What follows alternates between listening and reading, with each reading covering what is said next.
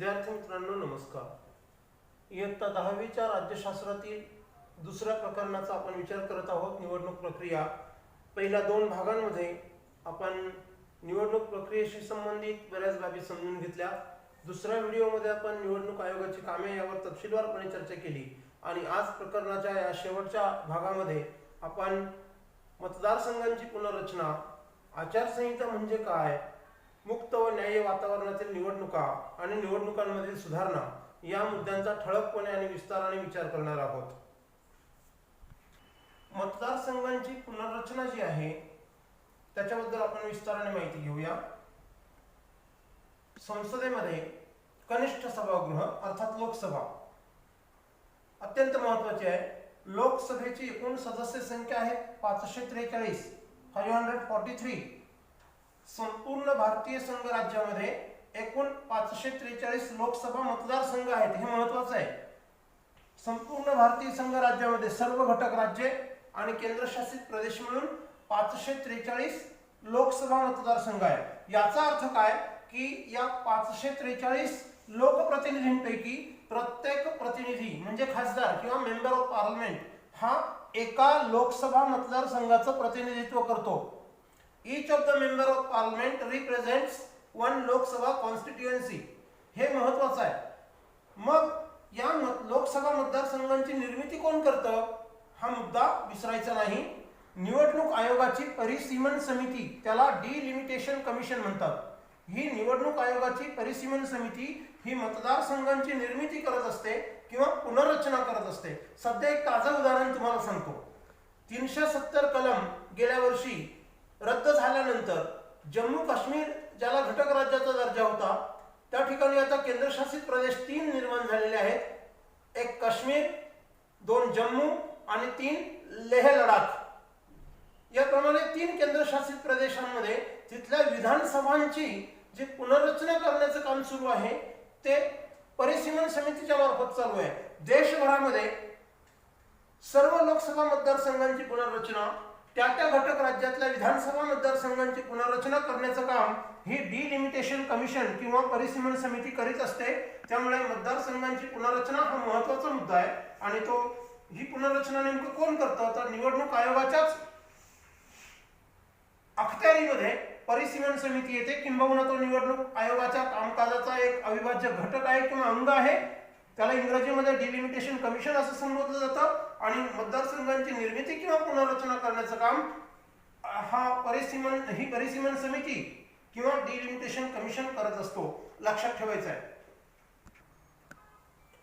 निवडणूक प्रक्रियेमध्ये आत्ताच आपण जे पाहिलं मतदारसंघ पुनर्रचना किंवा मतदारसंघांची निर्मिती हे काम कोण करतं तर निवडणूक आयोगाची परिसीमन समिती किंवा डिलिमिटेशन कमिशन करत असतो. हे काम करताना ही मतदारसंघ परिसीमन समिती, पुनर्रचना करणारी परिसीमन समिती किंवा डिलिमिटेशन कमिशन कोणाचाही दबाव स्वीकारत नाही. अत्यंत स्वतंत्रपणे, निपक्षपातीपणे हे काम केलं जातं. मतदार याद्यांची निश्चिती करण्याचं काम हे अखंडपणे चालू असतं. त्यानंतर उमेदवारांकडून आलेले त्यांचे उमेदवारी अर्ज म्हणजे त्याला आपण नामांकन पत्रे म्हणतो, उमेदवारी अर्ज, आणि त्याची छाननी करावी लागते. त्यात जर त्रुटी असेल तर उमेदवारी अर्ज हा रद्द पण केला जाऊ शकतो. जर माहिती चुकीची असेल किंवा माहिती अपूर्ण भरलेली असेल, चुकीची माहिती असेल तर अशा रीतीने उमेदवारी नामांकन पत्र म्हणजे उमेदवारी अर्ज छाननी करताना त्रुटी समोर आल्या तर उमेदवारी रद्द होऊ शकते. निवडणूक प्रचाराची पण एक संहिता असते, नियमावली असते. त्याचं पालन करणं हे प्रत्येक उमेदवारावरती बंधनकारक असतं. त्या नियमांचं जर उल्लंघन झालं म्हणजे निवडणूक आचारसंहितेचं उल्लंघन जर उमेदवाराकडून झालं तर त्याच्यावरती कार्यवाही करण्याची तरतूद आणि तो संपूर्ण अधिकार हा निवडणूक आयोगाकडे असतो. प्रत्यक्ष मतदान हा अत्यंत महत्त्वाचा टप्पा आहे निवडणूक प्रक्रियेमधला आणि मतदान ही अत्यंत संवेदनशील प्रक्रिया आहे. कारण लोकशाहीचं सगळं भवितव्य मतदान आणि त्यावर होणाऱ्या निकालावर अवलंबून असतं आणि म्हणून इथे अत्यंत दक्षतेने काम करावं लागतं. निवडणुकीमध्ये सहभागी असणाऱ्या कर्मचाऱ्यांना अत्यंत सतर्क राहून, जबाबदारीची जाणीव ठेवून, नियमांचं कठोरपणे पालन करीत ही कार्यवाही पूर्ण करावी लागते. आणि एकदा मतदान झालं की त्यानंतर मतमोजणी हा शेवटचा टप्पा येतो आणि मतमोजणी झाल्यानंतर निवडणुकांचे निकाल हे जाहीर केले जातात. त्या मतदारसंघातून कोण विजयी उमेदवार आहे हे जाहीर झाल्यानंतर जर काही आक्षेप आले, विजयी उमेदवाराबद्दल आक्षेप आला, मतमोजणीच्या कामकाजाबद्दल आक्षेप आला किंवा मतदानाच्या संदर्भात कुठल्याही या प्रक्रियेतल्या कुठल्याही टप्प्यावरचा जर काही आक्षेप आला किंवा कुणीही मतदार व्यक्ती किंवा विरोधी पराभूत उमेदवार किंवा अन्य कोणीही घटक देशामधला हा जर त्या प्रक्रियेशी संबंधित दाद मागण्यासाठी न्यायालयात गेला किंवा निवडणूक आयोगाकडे तशा प्रकारची तक्रार केली तर निवडणुकी संबंधीच्या वादाचं निराकरण करावं लागतं. ही नंतरची निवडणूक निकाल घोषित झाल्यानंतरची सुद्धा ही महत्त्वाची प्रक्रिया आहे. त्यामुळे ही एकूण सगळी प्रक्रिया इथपर्यंत आहे. निवडणुकीच्या वादांचे निराकरण जर वाद उद्भवले तर अशा रीतीने ही प्रक्रिया आपण समजून घेतली पाहिजे. मित्रांनो, आचारसंहिता ही अत्यंत महत्त्वाची आहे. निवडणूक प्रक्रियेमध्ये खुल्या, निर्भय व न्याय्य वातावरणामध्ये निवडणुका व्हाव्यात म्हणून निवडणूक आयोगाने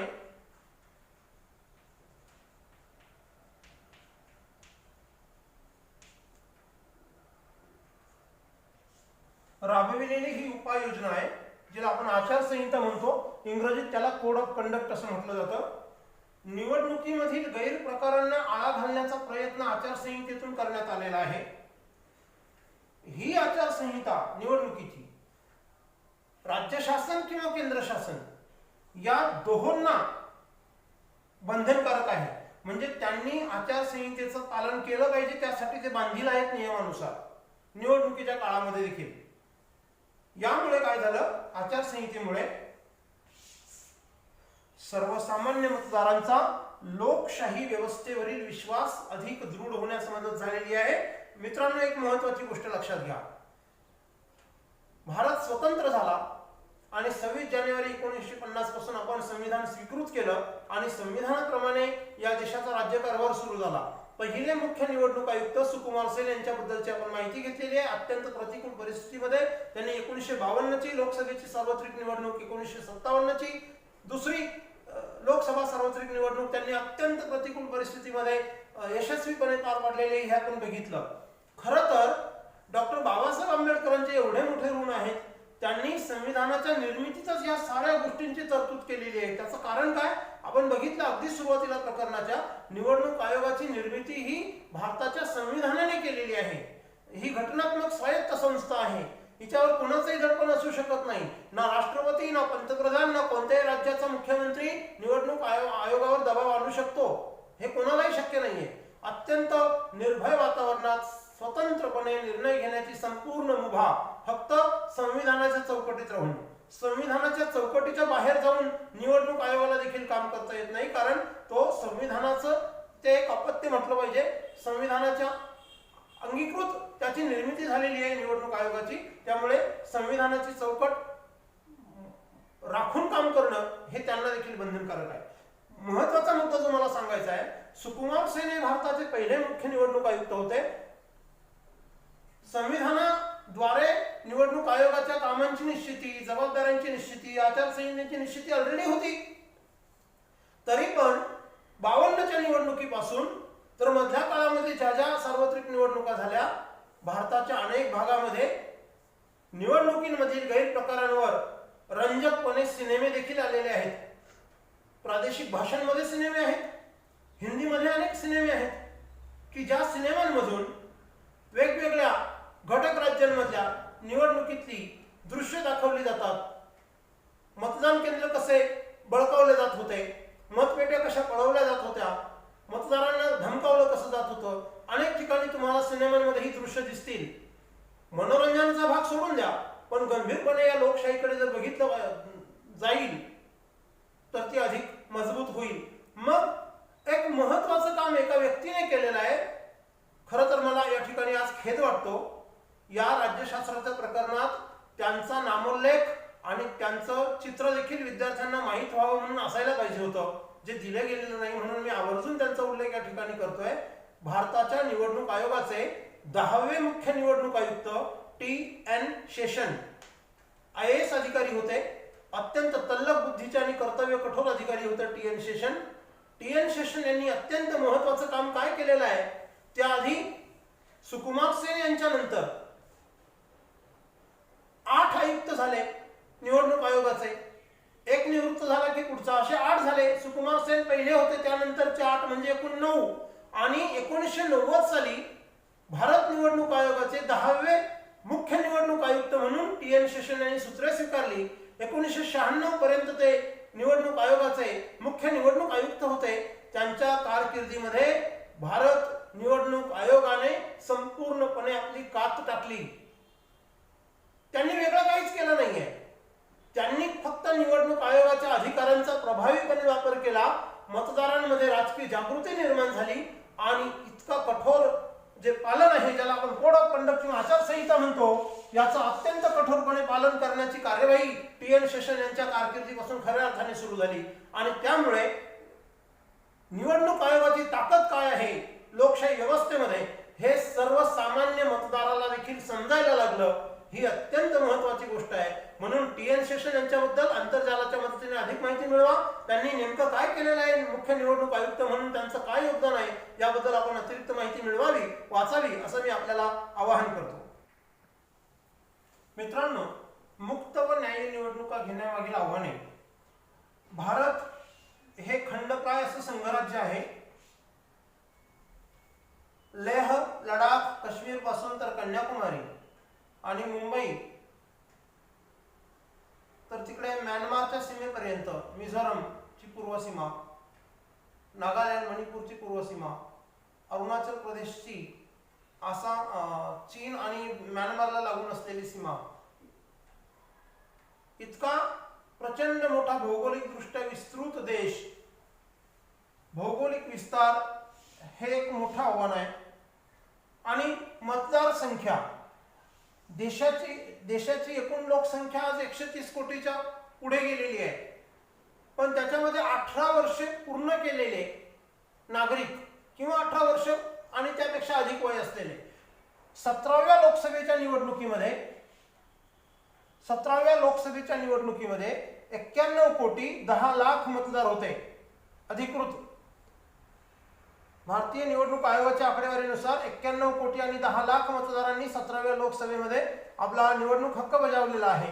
तेव्हा मतदार संख्या इतकी प्रचंड आहे, जगामध्ये हा सर्वाधिक वोटर्स पॉप्युलेशन असलेला हे इंडियन डेमोक्रेसी मानली जाते.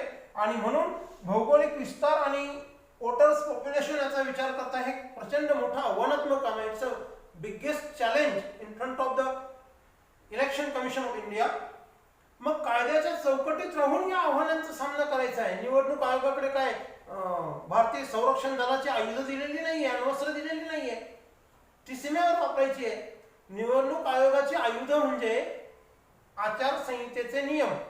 जे अधिकार निवडणूक आयोगाला दिलेले आहे ते अधिकार कायद्याच्या चौकटीतले आहे. कारण आपल्याला माहिती आहे की निवडणूक आयोग हा संविधानाने निर्माण केलेला आहे.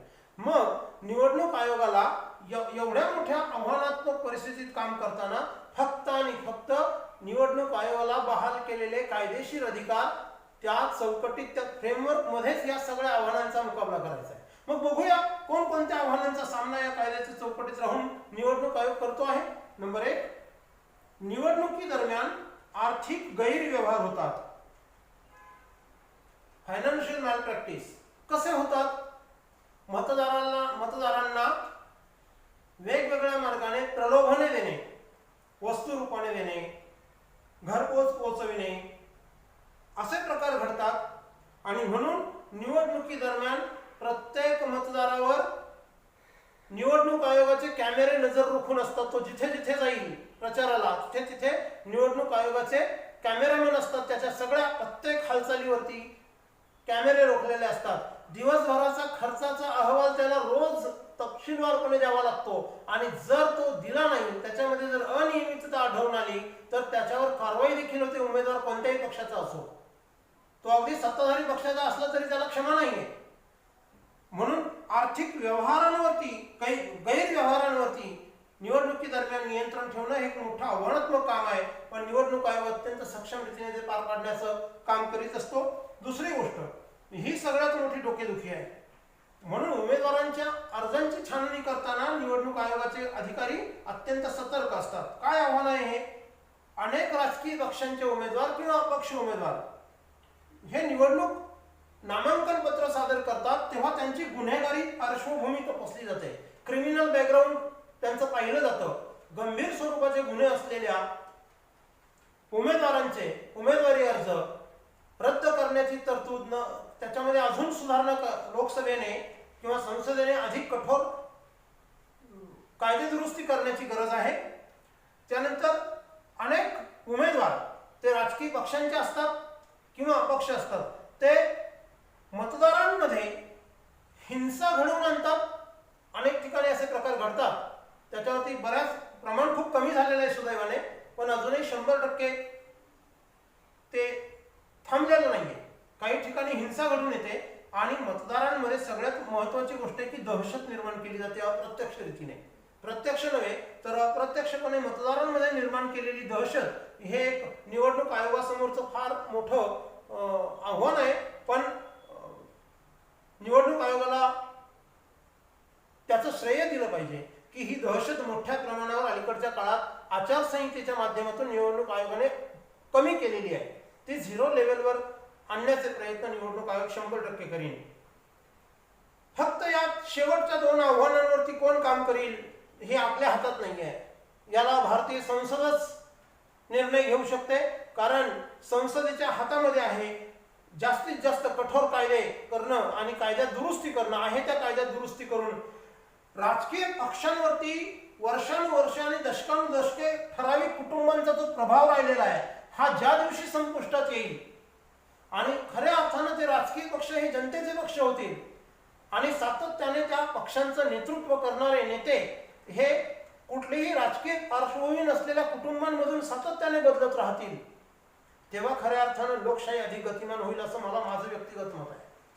कारण भारत स्वतंत्र झाल्यापासून आज तागायत जर एखाद्या विशिष्ट कुटुंबाचा प्रभाव त्या राजकीय पक्षावर असेल तर ती त्यांची इस्टेट होते, प्रायव्हेट इस्टेट होते. अशा रीतीने लोकांचा अशा पक्षावरचा विश्वास उडू लागतो आणि मग तो पक्ष रसातळाला गेल्याशिवाय राहत नाही. हा इतिहास वर्तमानामध्ये आपण अनुभवत आहोत. कौटुंबिक मक्तेदारी मानली जाते. अनेक राजकीय पक्षांचे नेते वंशवादाने, वंश परंपरागत एक पिढी झाली की त्यांचीच पुढची पिढी त्या पक्षाचं नेतृत्व करते आणि मग जसं एखादा व्यापारी दुकानदारी करतो तशा प्रकारे जर राजकीय पक्ष चालत असेल तर हे अत्यंत दुर्दैवी आहे. लोकशाहीला पुढे नेणारं लक्षण नाहीये आणि म्हणून ही कौटुंबिक मक्तेदारी या राजकीय पक्षांची संपुष्टात लवकरात लवकर संपुष्टात यावी किंवा त्यावरती संसदेद्वारे एखादा परिणामकारक अधिक प्रभावी कायदा करून नियंत्रण यावं. अशा प्रकारे जर झालं तर सामान्य मतदारांचा अधिक विश्वास या व्यवस्थेवरती बसेल आणि खऱ्या अर्थानं निवडणुका आजही मुक्त आणि न्याय्य मोठ्या प्रमाणात होत आहेत. परंतु या आव्हानांचं जेव्हा समूळ उच्चाटन होईल या समस्यांचं, तेव्हा ही लोकशाही, भारतीय लोकशाही 100% निकोप होईल आणि अत्यंत जगामध्ये एक आदर्श उदाहरण घडेल. आजही ते आहेच, परंतु ह्या आव्हानांचं मात्र समूळ उच्चाटन केलं पाहिजे. तेव्हा खऱ्या अर्थानं त्या लोकशाहीला अधिक रंग येईल. मित्रांनो, निवडणुकीमध्ये सुधारणा, reformations in the public elections ही कंटिन्युअस प्रोसेस आहे. ही सातत्यपूर्ण चालणारी अखंड प्रक्रिया आहे. ती न थांबणारी प्रक्रिया आहे. निवडणुकांवर भारतीय लोकशाहीचं भवितव्य अवलंबून आहे. भारतीय लोकशाही व्यवस्था ही जगातली सर्वात आदर्शवत लोकशाही म्हणून गणली जावी. यासाठी भारतातील निवडणुका ह्या जितक्या अधिकाधिक आदर्शवत होत जातील, म्हणजे सर्वोत्तम काम केल्यानंतरही त्यापेक्षा अधिक चांगलं करण्याची संधी असते कुठल्याही क्षेत्रामध्ये. ते निवडणुकांना पण लागू आहे, निवडणूक आयोगाला पण लागू आहे. निवडणूक आयोगाचं काम अत्यंत अलीकडच्या काळामध्ये खूपच परिणामकारक झालेलं आहे. निर्विवादपणे सर्वांना मान्य करावं लागेल. त्यापेक्षाही आणखी अधिक चांगलं कसं होईल याचाही विचार करणं गरजेचं आहे. कारण मी जसं म्हटलं की ही सातत्यपूर्ण चालणारी प्रक्रिया आहे. संसदेमध्ये आता काय सुधारणा करण्याची गरज आहे त्याच्याकडे आपण येऊया. संसदेमध्ये महिलांना 50% प्रतिनिधित्व मिळावं यासाठी अजूनही संसदेत कायदा जो हँग आहे, ते बिल ज्याला विधेयक म्हणतो आपण, ते अजूनही मंजूर झालेलं नाही. ही अत्यंत खेदाची गोष्ट आहे.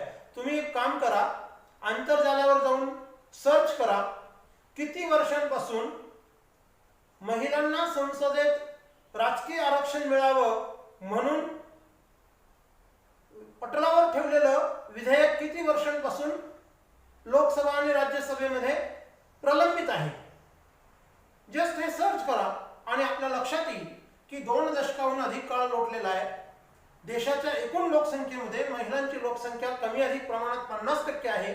मग संसदेतल्या 543 खासदारांमध्ये 50% प्रमाण महिलांचं का असू नये? ते असलंच पाहिजे आणि त्यासाठी कायदा मंजूर होण्याची गरज आहे.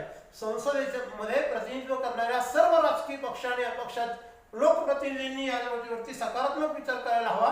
राजकीय मतभेद बाजूला ठेवून आणि लवकरात लवकर आशा करूया 2024 साली होणाऱ्या 18व्या लोकसभेमध्ये महिलांसाठीचं ही सुधारणा झालेली असेल, संसदेमध्ये हे बिल मंजूर झालेलं असेल आणि 50% उमेदवार 543 मधल्या 50% जागा या महिलांसाठी राखीव असतील अशी आपण अपेक्षा करायला किंवा असं चांगलं स्वप्न पाहायला काही हरकत नाहीये. ही सुधारणा होण्याची गरज आहे. अजून एक गोष्ट, आचारसंहितेद्वारे गुन्हेगारी पार्श्वभूमी असलेल्या उमेदवारांवरती कठोर नजर ठेवलीच जाते, पण गुन्हेगारी पार्श्वभूमी असलेल्या व्यक्तींची उमेदवारी प्रतिबंधित करण्यासाठी अधिक परिणामकारक कायद्याची आवश्यकता आहे किंवा आहे त्या कायद्यामध्ये अधिक सकारात्मक दुरुस्ती, कठोर दुरुस्ती होण्याची गरज आहे. ही प्रलंबित सुधारणा मागणी आहे. आणि शेवटचा मुद्दा, लोकप्रतिनिधित्वाचा जो कायदा आहे संविधानाचा, त्याच्यामध्ये आज बदलत्या काळानुसार दुरुस्तीची आवश्यकता आहे. जगातल्या अनेक देशांनी काही संशोधनात्मक बाबी समोर आणलेल्या आहेत. त्याचीही माहिती आपण आंतरजालाच्या मदतीने वाचा, जरूर वाचा. मी आपल्याला आवाहन करतो ते वाचलं पाहिजे, म्हणजे आपल्याला जगातल्या इतर देशांमधल्या लोकशाहीबद्दलची माहिती मिळेल. काय आहे, कोणत्या मागण्या आहेत या? जे मतदारसंघात एखाद्या विशिष्ट मतदारसंघातले उमेदवार, त्या मतदारसंघातल्या मतदार, विशिष्ट मतदारसंघातले मतदार त्यांच्या मतदारसंघातील उमेदवारांपैकी ज्याला कुणाला निवडून देतात, तेव्हा त्या निवडून आलेल्या उमेदवाराने त्या मतदारांसमोर जाताना एक जाहीरनामा व्यक्त केलेला असतो, आश्वासने दिलेली असतात. ती आश्वासने, त्या आश्वासनांची पूर्ती त्याला त्या 5 वर्षामध्ये करायची असते. पण समजा असं उदाहरण घ्या की संबंधित निवडून आलेल्या आणि त्या मतदारसंघाचं प्रतिनिधित्व करणाऱ्या उमेदवाराने पहिल्या 2.5 वर्षामध्ये एकाही आश्वासनाची परिपूर्ती केलेली नाही असं जर मतदारांच्या लक्षात आलं आणि त्या मतदारसंघातील 50%हून अधिक मतदारांनी भारताच्या लोकसभेच्या अध्यक्षांना जर तसं निवेदन दिलं, 50%हून अधिक मतदारांनी त्याच मतदारसंघातील, ज्या मतदारसंघाचा तो प्रतिनिधी लोकप्रतिनिधित्व करतोय, तर त्याला माघारी बोलवण्याचा अधिकार त्या मतदारसंघातल्या मतदारांना असला पाहिजे. याला राईट टू रिकॉल म्हणतात. हा राईट टू रिकॉल भारताच्या संसदेमध्ये मंजूर होण्याची गरज आहे. दुसरी गोष्ट, त्या मतदारसंघाचं लोकप्रतिनिधित्व करणारा जो खासदार असतो, तो जर परिणामकारकपणे काम करीत नसेल, तो जर अकार्यक्षम असेल, तर त्याला संसदेबाहेर काढलं पाहिजे, संसदेच्या बाजूने. अशा प्रकारचा पण एक कायदा असण्याची गरज आहे. त्याचं कारण आहे आणखी, अनेक खासदार निवडून आल्यानंतर ते संसदेमध्ये अधिवेशनांना उपस्थित राहत नाही, आपल्या मतदारसंघातले प्रश्न विचारत नाहीत. एक अशोक जैनांचं पुस्तक आहे, हे पत्रकार होते अशोक जैन. त्या पुस्तकाचं नाव, अनुवादित पुस्तक आहे, त्याचं नाव आहे राजधानीतून. मी साधारण 6-7 वर्षांपूर्वी हे पुस्तक वाचलेलं आहे आणि मला धक्का बसला. भारताच्या संसदेमध्ये 543 जे कारभारी आहेत देशाचे, म्हणजे जे खासदार आहेत, यापैकी महाराष्ट्राचा वाटा आहे 48 खासदारांचा. आणि त्या अशोक जैनांनी राजधानीतून या पुस्तकामध्ये जी काही माहिती नोंदवलेली आहे ती साधारणपणे 1984 पासून तर 2000च्या आसपासची माहिती असावी. आता मला ते आठवत नाही, पण मला त्यातला काही महत्त्वाचे मुद्दे माझ्या आजही स्मरणात आहेत. तर त्यात असं निदर्शनास आलं, महाराष्ट्राच्या वाट्याला 48 खासदार आहेत. म्हणजे महाराष्ट्रामध्ये लोकसभेचे 48 लोकसभा मतदारसंघ आहेत. आणि त्या अशोक जैनांनी ज्या वेळेस ते निरीक्षण नोंदवलेलं आहे, ज्या टर्म मधलं 5 वर्षामधलं, त्या काळात महाराष्ट्रातल्या 48 खासदारांपैकी 14 खासदारांनी एकही प्रश्न संसदेमध्ये विचारलेला नाही. आणि त्यांनी त्या आपल्या लेखनामध्ये, त्या पुस्तकात त्या संबंधित खासदारांचा उल्लेख मौनी खासदार म्हणून केलेला आहे. किती नकारात्मक गोष्ट आहे, महाराष्ट्राच्या दृष्टीने शरमेची गोष्ट आहे.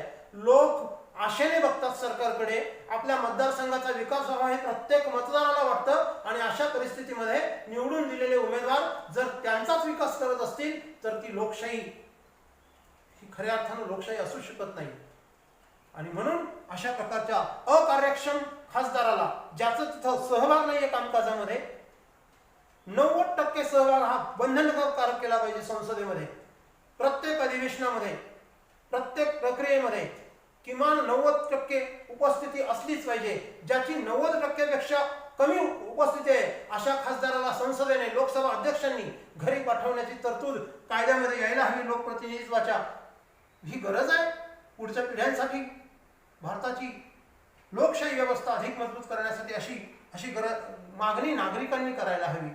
सुधारणा करण्यासाठीच्या सूचना ह्या नागरिकांकडून जायला हव्या सरकारपर्यंत. तेव्हा खऱ्या अर्थानं या देशातील लोकशाहीचं भवितव्य हे येणाऱ्या पुढच्या पिढ्यांच्या, तुमच्या पिढीच्या हातात आहे. जेव्हा तुम्हाला मतदानाचा अधिकार प्राप्त होईल तेव्हा तुम्ही देखील, म्हणून राज्यशास्त्र हा केवळ गुण मिळविण्याचा विषय नाही आहे. तुम्ही आर्किटेक्ट व्हा, तुम्ही इंजिनियर व्हा, तुम्ही शास्त्रज्ञ व्हा, तुम्ही कोणत्याही क्षेत्रात करिअर करा, पण लक्षात ठेवा तुम्ही आधी भारताचे नागरिक आहात. आणि भारताचा नागरिक म्हणून जगताना तुमचा उदरनिर्वाहासाठीचा व्यवसाय काय आहे ते दुय्यम आहे.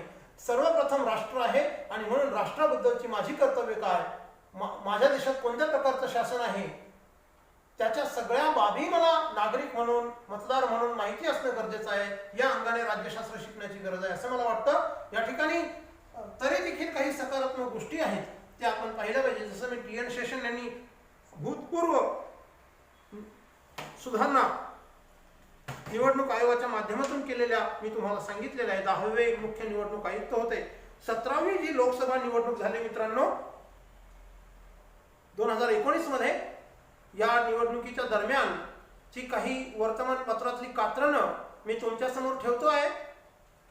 तुमच्या 10वीच्या पाठ्यपुस्तकाच्या मलपृष्ठावर, म्हणजे शेवटच्या पानावरती जर तुम्ही पाहिलं, भारताच्या अधिकृत मतदार नोंदणी रजिस्टर मधील पहिले मतदार हिमाचल प्रदेशमधील श्याम शरण नेगी यांचं हे वर्तमानपत्रातील चित्र आहे.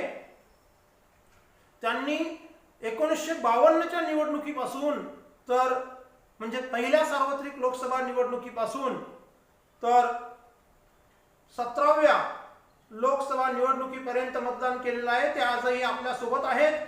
आणि जवळपास 100 आता त्यांची पूर्ण होत आली असेल. आणि त्यांनी 17व्या लोकसभेत देखील मतदान केलेलं आहे. त्यांना निवडणूक आयोगाचे अधिकारी मतदान केंद्राकडे घेऊन जातानाचं दृश्य आपल्याला या वर्तमानपत्राच्या कात्रणातून दिसत आहे. दुसरी गोष्ट, किती प्रतिकूल परिस्थितीमध्ये, मगाशी आपण आव्हानांचा मुकाबला पाहिला, किती प्रतिकूल परिस्थितीमध्ये निवडणूक आयोगाचे कर्मचारी काम करीत असतात हे मी आपल्याला दाखवू इच्छितो याद्वारे. An EVM awareness team uses the famous double-decker living root bridges to traverse polling stations at Nongret in Shillong, Meghalaya on Tuesday. मेघालयमधल्या शिलाँगमधल्या नॉनग्रेट या मतदारसंघातल्या मतदान केंद्रावर जाण्यासाठी हे कर्मचारी एक नदी पार करताना झाडाच्या फांद्यांपासून बनवलेला जो डबल डेकर ब्रिज आहे त्या ब्रिजवरून ही मतदान यंत्र घेऊन जाताना जी आपला जीव धोक्यात घालून कशा रीतीने पोलीसकर्मी सुद्धा बघा कशा रीतीने जात आहेत, हे भारतीय लोकशाहीचं फार मोठं यश आहे. त्यानंतर लेहसारख्या ठिकाणी ही व्हीव्हीपॅट यंत्रे ही लष्कराची मदत घेऊन हेलिकॉप्टरमधून हे सगळे निवडणूक कर्मचारी त्या ठिकाणी पोहोचवलेले आहे. कारण अत्यंत दुर्गम प्रदेश आहे. इतक्या प्रचंड उंचीवरती 40,000 फुटांवर या ठिकाणी श्वास घेणं सुद्धा कठीण आहे. ऑक्सिजनचं प्रमाण अत्यंत विरळ असतं. अशा ठिकाणी इंडियन एअरफोर्सच्या मदतीनं निवडणूक आयोगाने निवडणूक यशस्वीपणे पार पाडलेली आहे. त्यानंतर अजून काही दृश्य आपल्याला पाहायला मिळतील. भारत आणि नेपाळच्या सीमेवरती दार्जिलिंग जिल्हा आहे आणि या दार्जिलिंग समुद्र सपाटीपासून 2800 मीटर उंचीवरती श्रीखोला मतदान केंद्राच्या मतदार साहित्याचे मतदानाचं साहित्य हे खेचरावरून, त्याला पोनी म्हणतो आपण, खेचरावरून त्या ठिकाणी अतिशय दुर्गम हिमालयाच्या पर्वतरांगांमध्ये हे निवडणूक आयोगाचे कर्मचारी ही सगळी मतदान यंत्र त्या खेचराच्या पाठीवर ठेवून आपलं साहित्य घेऊन, काही डोक्यावर घेऊन, खांद्यावर घेऊन मतदान केंद्रांकडे निघालेली आपल्याला दिसत आहेत. म्हणजे निवडणूक आयोगाला या, आणि विशेष म्हणजे निवडणूक आयोगाचा स्वतःचा कर्मचारी वर्ग नाही आहे, तरी देखील इतक्या कठोरपणे प्रतिकूल परिस्थितीवर, आव्हानांवर मात करीत निवडणुका यशस्वीपणे पार पाडल्या जातात भारतामध्ये. हे सकारात्मक चित्र आहे. त्यानंतर आणखी एक गोष्ट बघायची आहे. 17व्या लोकसभेतील काही विशिष्ट आकडेवारी आपल्या डोळ्यासमोर मी मांडू इच्छितो. वर्तमानपत्राचंच कात्रण आहे, लोकमत टाइम्सचं 6 एप्रिल 2019चा हा अंक आहे. जे बॅलट पेपर असतात त्या बॅलट पेपरमध्ये 16 भाषा, 36 घटक राज्यांमधील 16 भाषांचा वापर निवडणूक आयोगाने केलेला आहे. म्हणजे किती डायव्हर्सिफिकेशन किंवा विविधांगी प्रक्रिया राबवली जाते. त्या 16 भाषा देखील या बातमीमध्ये दिलेल्या आहे. कोणकोणत्या राज्यामधल्या कोणकोणत्या भाषांचा वापर या मतदान पत्रिकेवरती केलेला आहे, ज्या बॅलट मशीनवरती ती चिकटवली जातात, त्या ठिकाणी उमेदवारांची नावं वाचली जातात, तर त्या ठिकाणी त्या 16 भाषांचा वापर करण्यात आलेला आहे. 17व्या लोकसभेचं आणखी एक वैशिष्ट्य आहे, EVM मशीन, बॅलट मशीन बरोबर VVPAT, voter verified paper audit trail असं ज्याचं नाव आहे.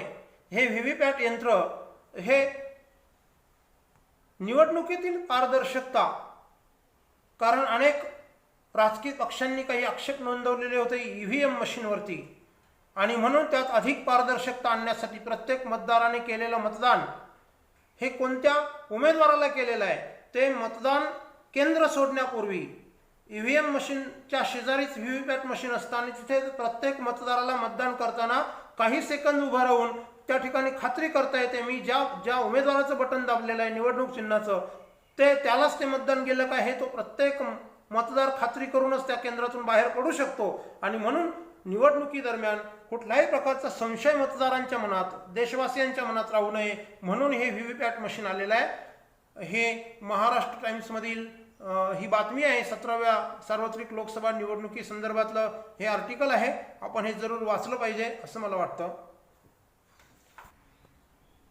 निवडणूक आयोगाने केलेली आणखी एक महत्वाची सुधारणा म्हटलं पाहिजे, ज्याचा उल्लेख राहून गेलेला आहे,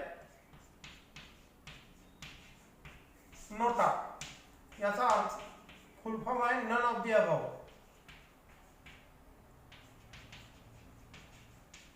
हे काय भानगड आहे?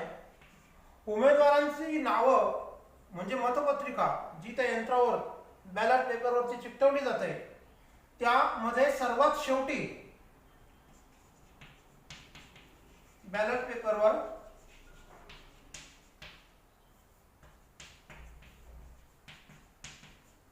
सर्वात शेवटी हा नोटा हा विकल्प दिलेला असतो मतदारांसाठी. कशासाठी दिला जातो हा? समजा एखाद्या मतदाराला असं वाटलं की मला ज्यांना मतदान करायचं आहे, जे उमेदवार आहेत एवढ्या पक्षांचे, यापैकी एकही सक्षम नाहीये, कार्यक्षम नाहीये, यांच्यापैकी मला कुणालाच मतदान करायचं नाहीये, तर तो या विकल्पाचा वापर करू शकतो आणि तो नन ऑफ दी अबव या बटनावरती प्रेस करून तो आपलं मतदान करू शकतो. या नोटा या विकल्पाने, या सुधारणेमुळे अनेक मतदारसंघामध्ये मतदारांचं विजयाचं गणित बिघडून गेलेलं आहे. आंतरजालाच्या मदतीने गेल्या काही सार्वत्रिक निवडणुकांमध्ये नोटाचा वापर देशभरातल्या किती मतदारांनी केला ही आकडेवारी थक्क करणारी आहे आणि याचं आत्मपरीक्षण राजकीय पक्षांनी आणि उमेदवारांनी करण्याची गरज निर्माण झालेली आहे. हा एक चांगला सकारात्मक बदल आहे, पण तो तितकाच घातक पण आहे. कारण नन ऑफ द अबव जर माझ्या मतदारसंघासाठी मी निवडत असेल तर माझ्या मतदारसंघाचं मग प्रतिनिधित्व कोण करणार? कदाचित त्याचा नकारात्मक परिणाम होऊ शकतो. म्हणजे जो कार्यक्षम नाहीच आहे पण दुसऱ्या तिसऱ्या क्रमांकावर त्याची मतं असतील. अनेकांनी वाढती टक्केवारी नोटाची जर असेल तर ती उमेदवारांच्या विजयाचं गणित पूर्णपणे बिघडवून टाकू शकते. यातून किती चांगलं फलित पुढे येईल याचं संशोधन करण्याची गरज आहे. मी काही वेळापूर्वी तुम्हाला वर्तमानपत्राच्या कात्रणामध्ये व्हीव्हीपॅट यंत्र दाखवलेलं आहे. पुस्तकामध्ये पण त्याचं चित्र दिलेलं आहे. त्याला वोटर्स व्हेरिफाईड ऑडिट ट्रेल असं म्हणतात. त्याचाच संक्षिप्त फॉर्म आहे, ॲब्रिव्हिएशन आहे आणि त्याला मराठीमध्ये मतदार पडताळणी पावती म्हणतात. ही देखील एक महत्त्वाची सुधारणा निवडणूक आयोगाने केलेली आहे, ज्याच्यामुळे अधिक पारदर्शकता निवडणुकीमध्ये आलेली आहे हे आपल्या लक्षात येतं. वोटर्स व्हेरिफाईड ऑडिट ट्रेल किंवा व्हीव्हीपॅट यंत्र दर 5 वर्षांनी भारतीय संघराज्यामध्ये होणाऱ्या लोकसभेच्या निवडणुका आणि दर 5 वर्षांनी त्या घटक राज्यामध्ये होणाऱ्या विधानसभेच्या निवडणुका यांना सार्वत्रिक निवडणुका म्हटलं जातं. त्याचप्रमाणे स्थानिक स्वराज्य संस्थेत देखील सार्वत्रिक निवडणुका होत असतात. पंचायत राज व्यवस्थेत देखील सार्वत्रिक निवडणुका होत असतात. 5 वर्षांची टर्म पूर्ण झाल्यानंतर 5 वर्षांचा कार्यकाळ आधीच्या निवडून आलेल्या लोकप्रतिनिधींचा कार्यकाळ 5 वर्षांचा पूर्ण झाल्यानंतर त्यांचा कार्यकाळ संपल्यानंतर त्या ठिकाणी सार्वत्रिक निवडणूक घोषित होते. तर ती सार्वत्रिक निवडणूक आहे. आता मध्यावधी निवडणूक. जेव्हा जेव्हा सत्तेवर आलेलं एखादं सरकार आपला कार्यकाळ पूर्ण करू शकत नाही, कारण वेगवेगळे असू शकतात, परंतु कार्यकाळ पूर्ण न करताच मध्येच जर राजीनामा द्यावा लागला तर त्या ठिकाणी नव्यानं सार्वत्रिक निवडणूक घ्यावी लागते. ती त्याला मध्यावधी निवडणूक म्हणतात. मिड टर्म पोल असं त्याला म्हणतात. मोरारजी देसाई यांनी राजीनामा दिला पंतप्रधान पदाचा. त्यांचा कार्यकाळ त्यांना पूर्ण करता आला नाही आणि त्यानंतर ताबडतोब लोकसभेच्या निवडणुकांना देशाला सामोरं जावं लागलं. अटल बिहारी वाजपेयी यांनी पहिली पंतप्रधान पदाची शपथ घेतली तेव्हा त्यांचं सरकार कोसळलं. त्यांना त्यांचा कार्यकाळ पूर्ण करता आला नाही आणि तेव्हा देखील मध्यावधी निवडणुका घ्याव्या लागल्या. विविध राज्यांमध्ये देखील अशा प्रकारच्या घटना घडलेल्या आहेत. मध्यावधी निवडणुका कोणकोणत्या घटक राज्यांमध्ये कधी झाल्या हे आंतरजालाच्या मदतीने आपल्याला पाहता येईल. त्याची आकडेवारी ज्यांना याच्यामध्ये इंटरेस्ट आहे त्यांनी जरूर अधिक माहिती शोधावी. त्यानंतर पोटनिवडणुका. लोकसभा, विधानसभा किंवा स्थानिक शासन संस्था, मग अगदी महानगरपालिका असेल, नगरपालिका असेल, जिल्हा परिषद आहे, पंचायत राज व्यवस्थेमध्ये किंवा पंचायत समिती आहे आणि अगदी ग्रामपंचायत सुद्धा. या ठिकाणी म्हणजे ग्रामपंचायतीपासून तर संसदेपर्यंत सर्वत्र एखाद्या मतदारसंघाचं प्रतिनिधित्व करणाऱ्या लोकप्रतिनिधीचं, तो लोकप्रतिनिधी म्हणून काम करताना त्याचं निधन जर झालं तर त्या मतदारसंघाची जागा रिक्त होते. अशा वेळेस त्या मतदारसंघापुरती निवडणूक घ्यावी लागते. त्याला पोटनिवडणूक म्हणतात.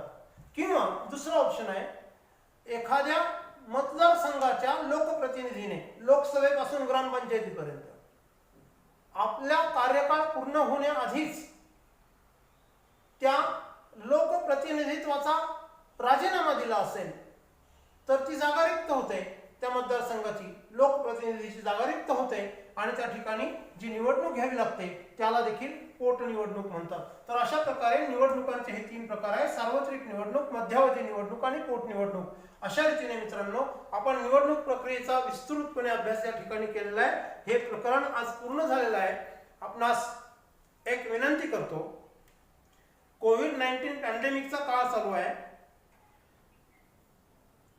आपल्या शाळेतील विद्यार्थ्यांना तर हे शिकायला मिळालंच पाहिजे, पण आपल्याला परिचित असलेले कुठल्याही शाळेत शिकणारी मुलं, दुर्गम भागातली मुलं जी तुमची परिचित आहेत, अशा कोणत्याही विद्यार्थ्यांपर्यंत या अत्यंत प्रतिकूल परिस्थितीमध्ये हे अध्ययनासाठी अत्यंत महत्त्वाचं साधन आहे हे त्यांच्यापर्यंत पोहोचवावं. आपण शेअर करावं जास्तीत जास्त विद्यार्थ्यांपर्यंत, अशी आपल्याला मी एक विनंती करतो. आणि माझ्या अध्यापनामध्ये अजून आपल्याला काय सुधारणा आवश्यक आहे ते जरूर आपण कमेंट बॉक्समध्ये मला कळवावं. जे आवडलं असेल त्याबद्दल नक्कीच लाईक करायलाही विसरू नये, हे शेअर करावं. आणि ज्यांनी हा चॅनल सबस्क्राईब केला नसेल त्यांनी सबस्क्राईब करावा, अशी देखील मी आपल्याला विनंती करतो. आणि या पाठाखालील स्वाध्याय आपण पूर्ण सोडवावा. धन्यवाद.